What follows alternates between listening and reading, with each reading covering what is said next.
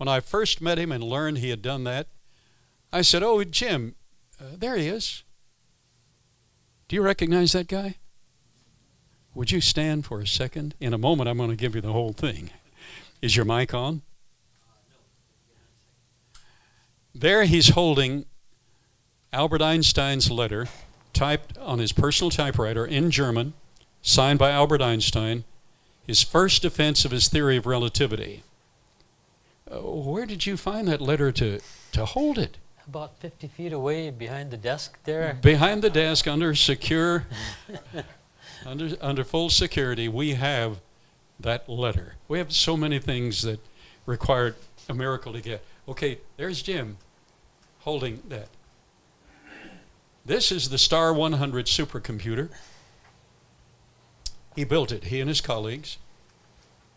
This is the Cyber 205 supercomputer. He's listed in Guinness Book of World Records as being the builder of that. Let's give a hand to this man.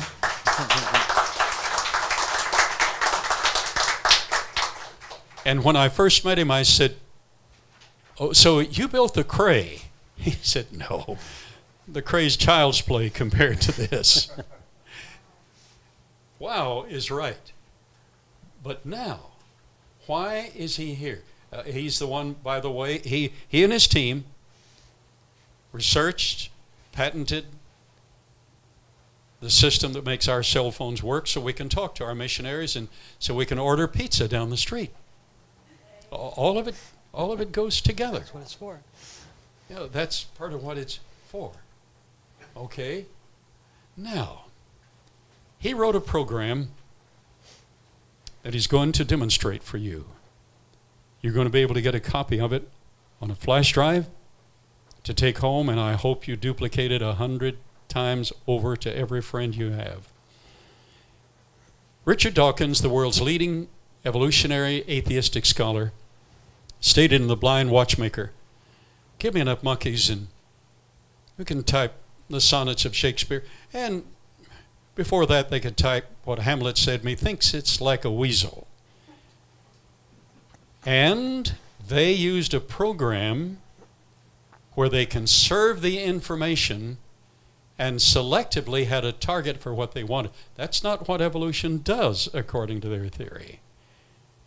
You have no target, it's random. And in reality, you can't conserve what you've got.